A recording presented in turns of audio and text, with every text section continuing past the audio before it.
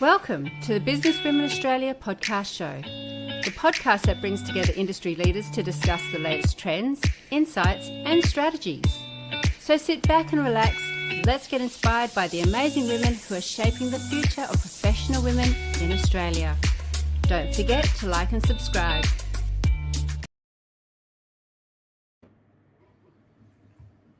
Welcome to the Business Women Australia podcast show. I'd like to begin by acknowledging the traditional custodians of the land on which I'm recording today, the Whadjuk Noongar people here in Perth, Western Australia. I pay my respects to the elders past and present and extend that respect to all Aboriginal and Torres Strait Islander peoples joining us today. I'm Karina Seng, a financial services transformation and innovation leader and founder of Work Besties, a community helping ambitious millennial women lead with confidence and connection. I'm really excited to have the opportunity to host today. It's such a great opportunity for our BWA members to come together to share insights and learn from each other.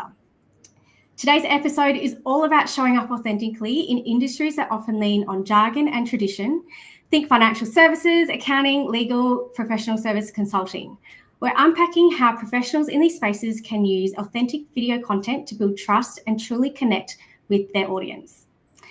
And with that, I'd like to now welcome our guest today, Alicia Lansdown, founder of Botanical Content, who's joining us from the land of the Gadigal people of the Eora Nation.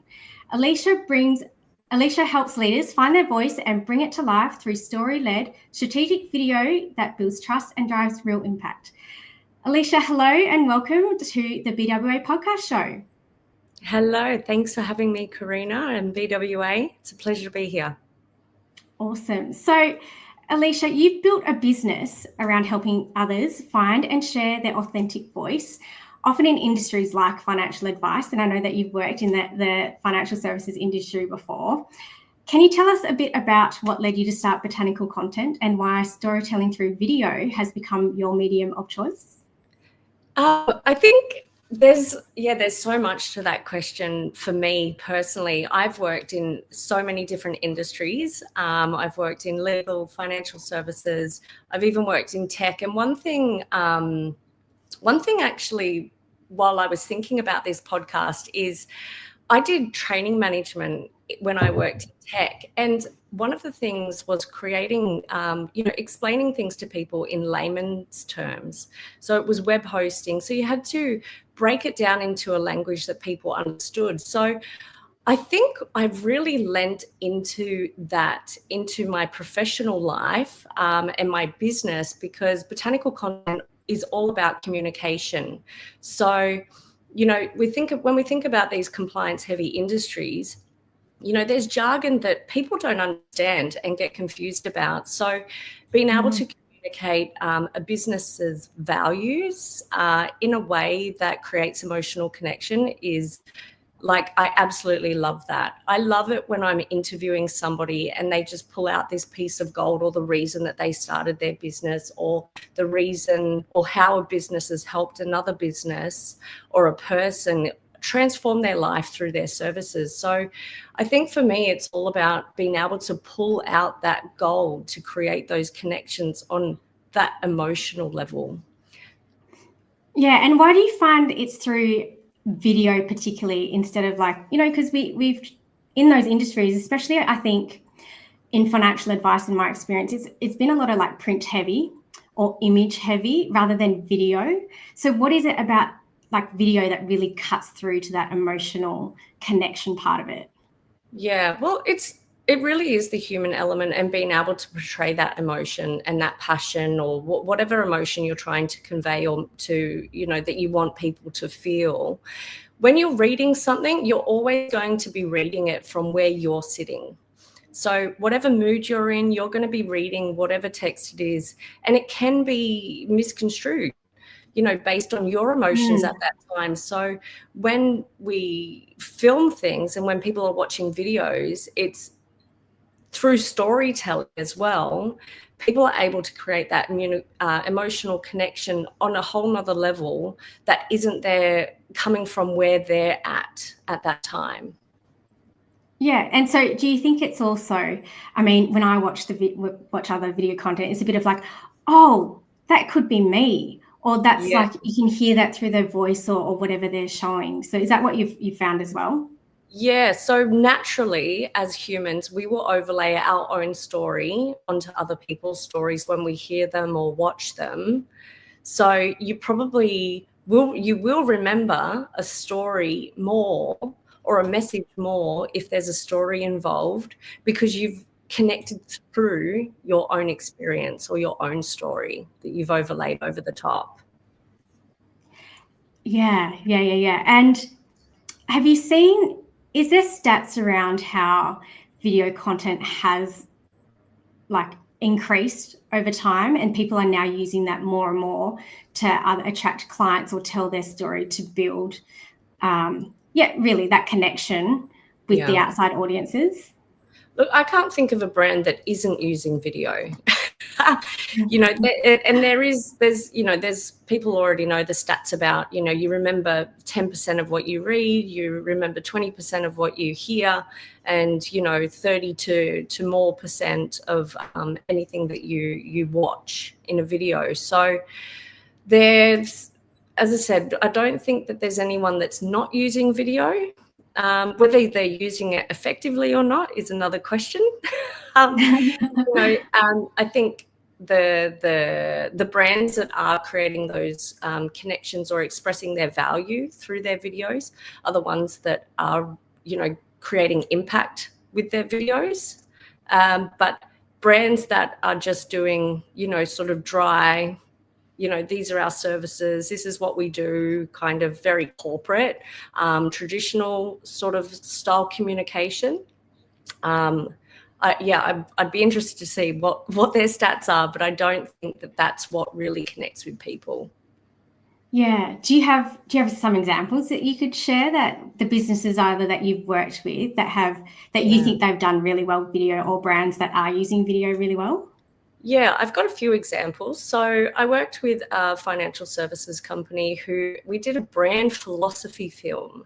So as opposed to a brand film, and they talked about their experience and they told stories, and they were talking about how they actually invest alongside their clients, which for me is it's a big trust signal to go, hey, like if they're doing that for themselves as well, then that's, what I mean? That builds trust and credibility.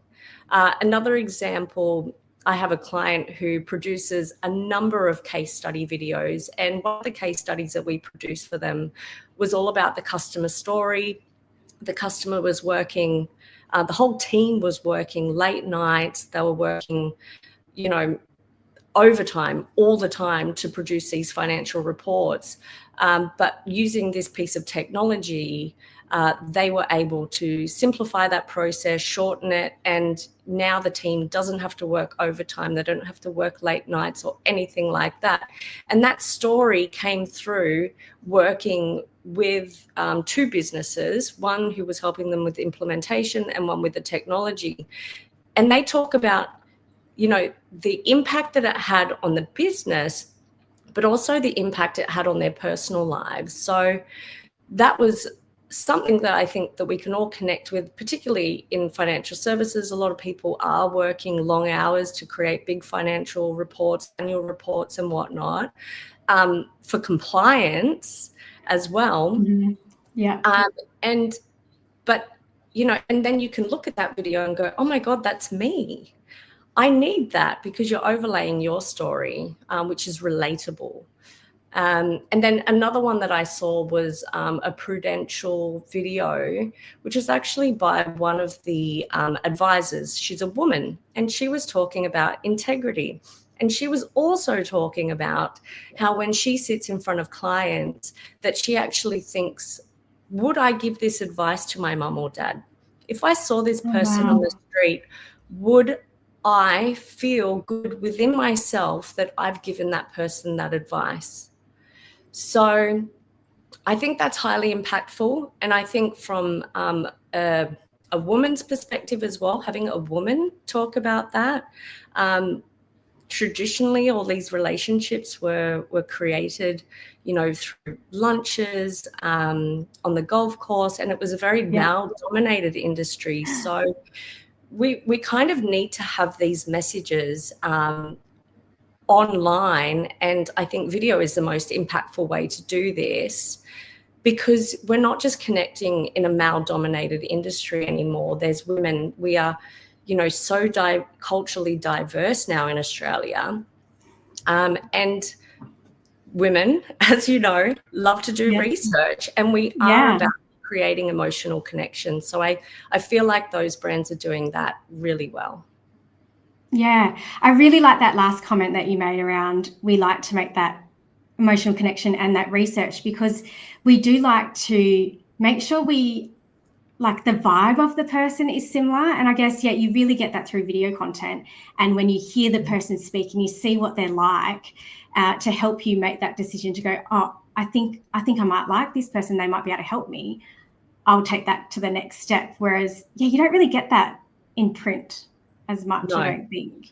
No. And as I said again, you're always reading something from whatever emotional, your emotional perspective at that time. So I did some research before this, just because I was curious to see, I've worked in marketing and whatnot for a long time, but curious to see specifically in these industries, what are those things that people connect with. And the number one thing was values.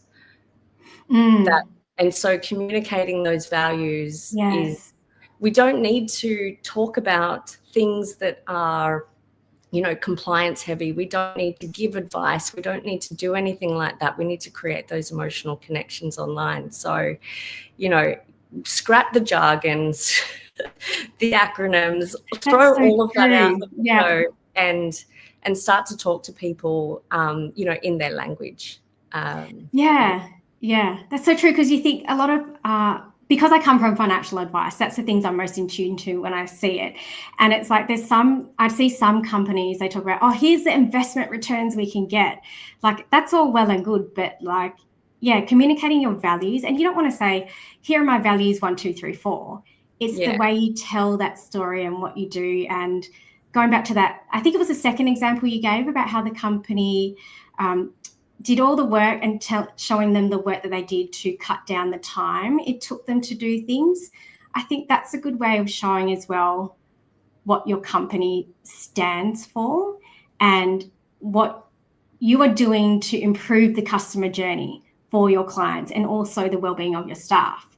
And that's a really good example of another way to connect with people, to say, hey, this is what our company is like. So we value these things, not only for our clients, but for our staff and employees as well. Yeah. So, that's a great example. Yeah, exactly. And I think too, like one thing I was sort of thinking about before this is that we need to ensure that what we're doing online and we're putting out there is the same as the experience on the other side. So you can't, if you've got videos on social media and then you've got corporate videos that are very dry on your website, it's so disjointed. People feel like, well, where's that warmth that I felt out there on social media? Yeah. Or, that they've signed a client and all of a sudden the customer service or whatever it is that happens after that, the onboarding is completely disjointed. So I think it comes from really the culture. It starts with the culture, and then you have your mission statement and your values and all that sort of stuff, which flows into not only your marketing but your sales and your customer service as well. So it all needs to be singing the same song. That's so true. So it's kind of like the corporate videos, I guess, are great. They serve some kind of purpose, and I think that's where people might get a bit caught up in thinking, oh, we have to produce those like highly, highly polished scripted videos to use video content. But then what you're saying is that's not really the point, because it is so scripted and polished that people kind of go, oh, well, it's a corporate video. It's pretty standard. They can't connect to it as well, that emotional side. So how would you people get started? Because it's a pretty more vulnerable thing to go on camera than it is to like write something down and polish it up. Yeah. Look, people can get started by just starting. Like I don't think, for some brands, it's not always going to work to be overly casual. If you think about, Deloitte and PwC and whatnot, all those sort of big tier brands, there still needs to be consistency. So it doesn't need to be quirky or humorous or anything like that. But it also needs to have depth. So we don't want to just get online and start creating content that's, for content's sake. It's always good to have a strategy, but I think starting is a good thing. A lot of brands will do interviews, for instance. So, they might interview each other as a really nice way to create some content that is conversational. Having bios of staff is a really nice way to get started. Introductions, what they care about, what they're passionate about when they are helping their clients and what they value. So, there's ways to do it on a very micro level without going, oh my gosh, let's go create a big brand film, Once people can see the people behind the brand, then they can get to trust that brand. And also, customer stories are a fantastic way to create content without and build trust without without that business getting in front of the camera. They can interview their customer, have a nice customer story that basically tells the story for them on how they help their clients and provide value. And is that going a bit further than like a customer testimonial in your view? Yeah, it is. It is. Like a customer testimonial generally is a very quick video that, I love working with them because of X, Y, and Z. Whereas, a customer story is like, hey, I had this challenge. I worked with this team who were able to provide X, Y, and Z. And then, here's the solution. Here's the impact it's had on our business, and here's the impact and benefits that we've actually personally received as well. Yeah. I see. Yeah. So it's like, and then again, that's going back to where someone watching it can go, hey, I'm in a similar situation. Maybe they can help me as well. Exactly. It's more powerful if somebody else is telling your story. Yeah.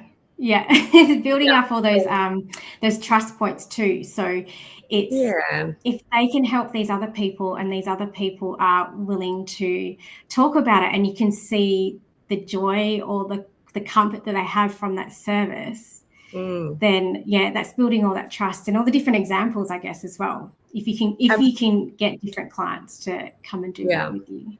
Yeah. And I think too, like thinking about the customer journey on when people start doing research, you know what I mean? Giving them information that is going to help them move along that customer journey. So, on social media, for instance, a lot of the questions that the customer service team receive or the sales team receive, common objections can be created into content.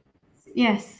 So, and then once they move along that journey, you could have short snippets from your customer journey that also is on your website, but also it's a tool that your sales team can use as well. I have a client where their customer stories are actually a key part of their pitches to clients. They're in their pitch decks and they're in their pitch presentations to help, with the sales process. That's a good way to do it too. It's all these success stories and actual having the client actually say it. It makes it very real, doesn't it? Yeah. It's not something that you look at if it's written down. Who actually gave this? Gave this? Did someone actually do this for you, or you've come up with that yourself? Yeah, I think it removes the risk as well. Like, if you're in a sales meeting and somebody's pitching to you and you're thinking, oh, do I make the move? Do I not make the move? If you can see that they've been able to solve the problem that you have, like it's a no-brainer, really. Yeah, definitely. So even though you're saying you can start really small with the video content, it's still, I think people, especially where you've come from, like financial services, we had the Royal Commission, all that trust, that mistrust the public had about banks and financial services. That can be daunting to then go, oh, should I do this online or not? What are some like really quick, I guess, like tips and tricks that you could give people to just get over that kind of barrier that they might have to starting to use video content? I would say focus on the customer. Focus on the value that you bring. Like, don't worry about, providing advice online or anything like that. You don't have to do that. It's about building relationships. And it can even be, for instance, on social media, creating content which connects with people that you can create offline relationships with. So I think it's not like you don't have to talk about anything dry. You don't have to talk about anything that's compliance heavy. It's about, the value and what you care about. Yeah. Start with, and potentially also start with your own story about why you got into this profession or your career, your job, whatever that might be. Exactly. Like one of my clients, he got into financial services because, he saw his mum struggle as a single parent with finances when he was young. Like, that's huge. Powerful story. And I think a lot of people can connect with that and go, actually, this person, they're not in financial services to make money, but they're in there because their heart's in it. They want to help people. Yeah. And so your business, Botanical Content, and what you do, I know you said you don't have to start with this big brand strategy, but is that what you like to work with people on? So then they know kind of how does this all link together, play out, becomes actually really impactful, and you can measure how the video is working? So what we typically do is go through a client discovery where we unpack what their goals are, who their audience is, and then we create content that they actually need. So it might not be a customer story. It might not be like they might need to do something completely different, but we won't create content. Like quite often we get people come to us, I want to create a such and such. And I'll say, okay, well, why? If it's not going to add value to their business, then quite often we'll suggest something else. But, that client discovery will unpack what it is they're trying to achieve and how video can support that, as opposed to it being, well, let's create video because video is the thing. No, let's see what we need and then create some videos that can support those goals. And make it make it add value, not just for the sake of it, not just do a trending video that you're seeing and go, I want to do that kind of thing. And if people aren't comfortable or ready to create video, like for their business or for their brand, then that's also okay. Like if you're not ready for it, it's important to feel like you are ready to be on camera, because not that you have to have media training. I don't think that is essential.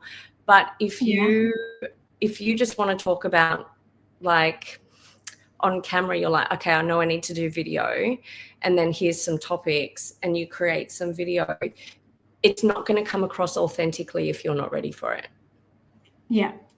How would you, is that more ready for them being in front of the camera ready, or ready for, as like you haven't really, you need to think about why you want to create the video, that bigger picture thinking?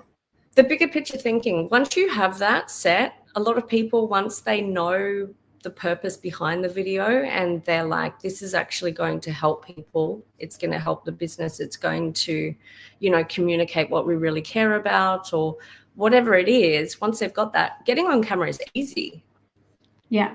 Because they're when you've done the work, right? Because they're going on there with purpose, as opposed to, I have to do this. Oh my God, I don't want to be here. And quite often, the marketing team might say, to the CEO, like, we need to do a video and you need to be on camera. And it doesn't translate from marketing to because it's not, you've got to have everybody's buy-in, basically. Whoever's going to be on camera, they need to understand why you're doing it and what its purpose is. Yeah, and then that's where the authenticity comes in, doesn't it? Because they know exactly why. It just comes naturally rather than scripted. Yeah, exactly. And the easiest thing is to do an interview. I created that. I mentioned the brand film, which is all about philosophy, and it was the two partners actually interviewing each other. So it was very casual. It wasn't like this thing where there was, this big story, and it was like, it wasn't that at all. It was just, they just interviewed each other, and it was very authentic.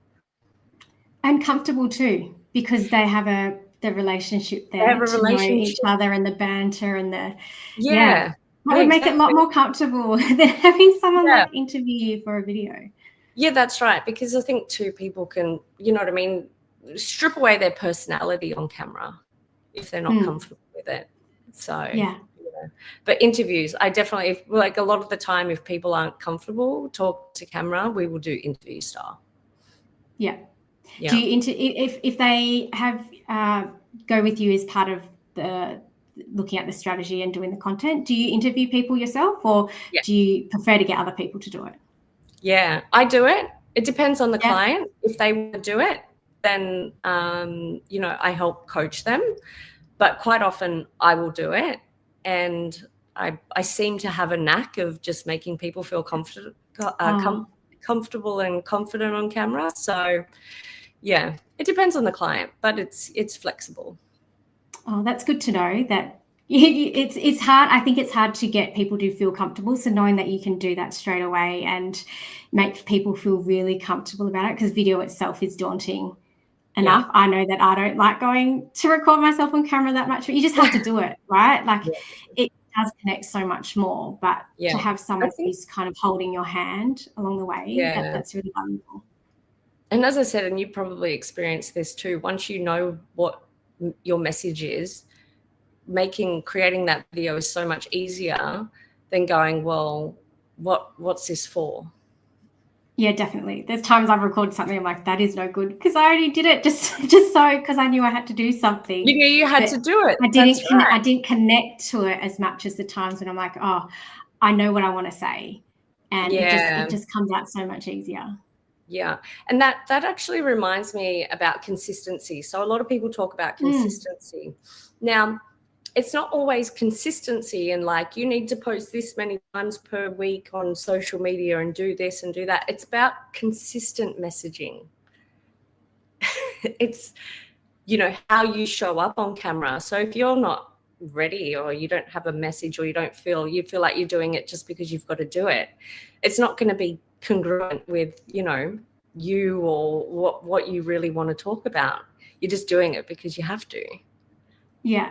And I guess that goes back to knowing the purpose of why you want to do it too, whether or not, and so that thread goes through all the different content that you have, and people can start to see. I think you mentioned integrity before, but that integrity is one of my values, because does your actions meet your word, match your words, and can you see that over time? Because if there's a mismatch, you kind of think, oh, what's going on here? Exactly. So having that consistent message and tone and feel to everything is important. Yeah. And just quickly on that note, have you ever watched anything and then met somebody in person and they're just completely different? And you're like, yes, both ways. Who was that person online? Like, it's either been a good experience in person or vice versa. You know what I mean? It needs to be congruent with who you are and the values that you have at the core of your business, because it's still people at the end of the day, whether you're a business or not. We're all still people, which is the human element. Yeah. So, Alicia, where can people find you if they want your help in creating video content?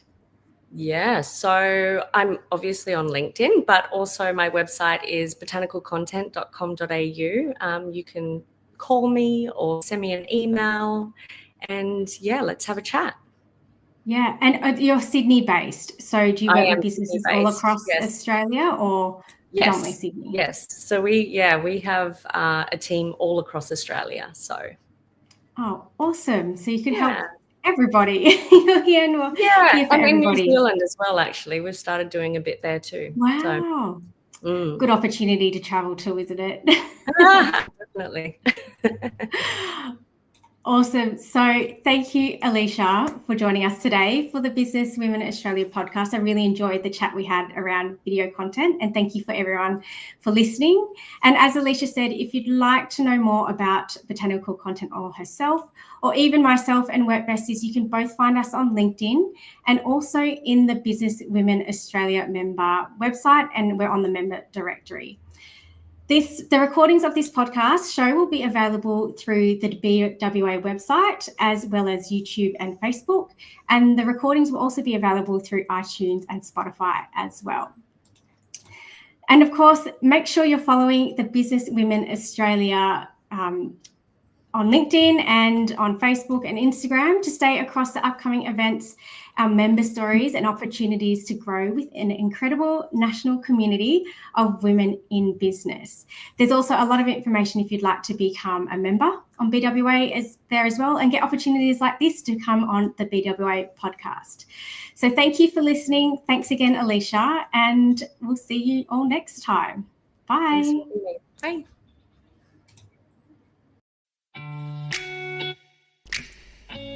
You have been listening to the Business Women Australia podcast show.